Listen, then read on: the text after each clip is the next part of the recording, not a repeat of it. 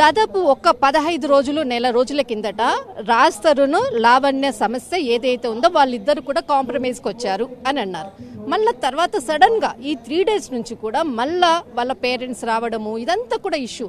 అంటే మధ్యలో వాళ్ళిద్దరి మధ్యలో కాంప్రమైజ్ ఏమయ్యింది, ఇప్పుడు మళ్ళా ఈ విధంగా ఇష్యూ బయటికి రావడానికి ఏం జరిగింది మధ్యలో? ఏ కాంప్రమైజ్ లేదమ్మా. అంటే వాళ్ళిద్దరు ఒక స్టేట్మెంట్ కూడా అప్పుడు మధ్యలో కూడా ఇచ్చారు కదా, మాకు ఇద్దరికి కూడా సారీ అనేది అన్నటువంటి విషయాలు కూడా ఆమె చెప్పింది. ఆవిడ చెప్పింది, రాజ్ తరుణ్ ఏ రోజు చెప్పలా.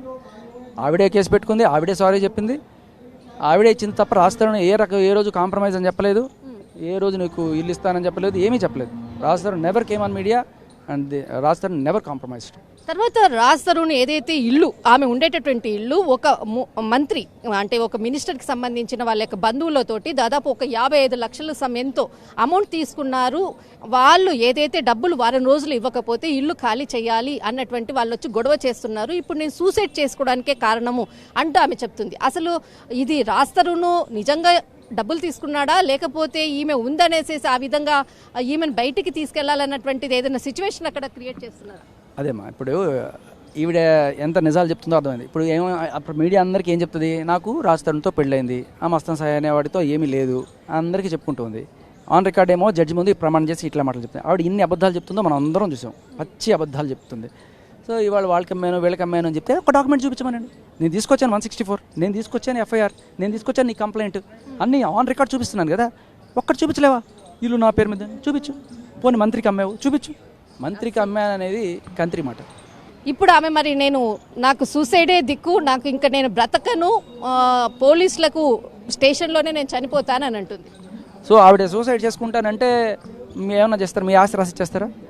ఆవిడ నీ ఆస్తి రాసి చేస్తా సూసైడ్ చేసుకుంటారు? ఆవిడ నాకు కూడా సూసైడ్ చేసుకుంటానని ధమ్కి ఇచ్చిందండి. 1 month బ్యాక్ మీరు చెప్పారు కదా కాంప్రమైజ్ అనే టైంలో, ఆ టైంలో నాకు కాల్ చేసి నేను సూసైడ్ చేసుకుంటున్నాను అని చెప్పింది. నేను ఇమీడియట్గా పోలీస్కి కాల్ చేసి ఈ అమ్మాయి ఇట్లా సూసైడ్ థ్రెట్ కాల్ చేస్తుంది, ఆ అమ్మాయిని కొంచెం. మీకెందుకు చేసింది తను? యాక్చువల్గా నాకు ఒక పోలీస్ స్టేషన్లో పరిచయం అయింది. నా పేరు పోలీస్ స్టేషన్లో నార్సింగి పోలీస్ స్టేషన్లో. నా పేరు కెవిన్. నేను యాక్చువల్గా టాలీవుడ్లో ఒక మూవీ ప్రొడ్యూస్ చేశాను, అది ఇంకా రిలీజ్ అవ్వలేదు. సో నేను అక్కడ నాకు పరిచయం. సో అట్లా మా ఇద్దరి మధ్యలో ఫ్రెండ్షిప్ ఏర్పడింది. ఆమె ఎప్పటి నుంచి అంటే సెప్టెంబర్ 2024లో అప్పుడు పరిచయం అయిందండి. అప్పటి నుంచి మీకు అంటే మీకు కూడా కాల్ చేసి చెప్పిందా? నాకు కూడా కాల్ చేసి చెప్పింది. అదే ఇలా 1 month బ్యాక్ మీరు అడిగారు కదా కాంప్రమైజ్ గురించి, అప్పుడు అసలు జరగలేదు అది.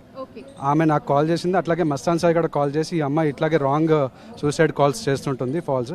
ఇప్పుడు ఆ అమ్మాయి సూసైడ్ చేసుకోవాలని మాకు ఆన్ రికార్డ్ ఆడియో కాల్ ఉంది. ఆ అమ్మాయి సూసైడ్ చేసుకోవాలని చెప్పి మాకు లేదండి. ఏ అమ్మాయి కూడా సూసైడ్ చేసుకోకూడదు, ఏ అబ్బాయి కూడా సూసైడ్ చేసుకోకూడదు. ఆ అమ్మాయికి మెంటల్ స్టేటస్ సరిగా లేదు, సైకాలజిస్ట్లో జాయిన్ చేయాలని వాళ్ళ ఫాదర్ మదర్తో మాట్లాడదాం అనుకున్నాను, కానీ అది కుదరలేదు.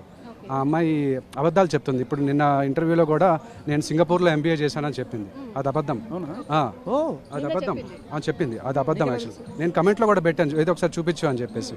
ఆ అమ్మాయి అన్ని మ్యాక్సిమం అబద్ధాలే చెప్తుంది ఆ అమ్మాయి. సో ఆ అమ్మాయి చెప్పినవి నమ్మద్దు. నేను ఇన్నాళ్ళు పాపం MBA చేసిన సింగపూర్లో ఏదైనా జాబ్ చేసుకోవచ్చు కదా అనుకున్నాను, అసలు కదా ఇదే, అందుకే జాబ్ చేయట్లేదా?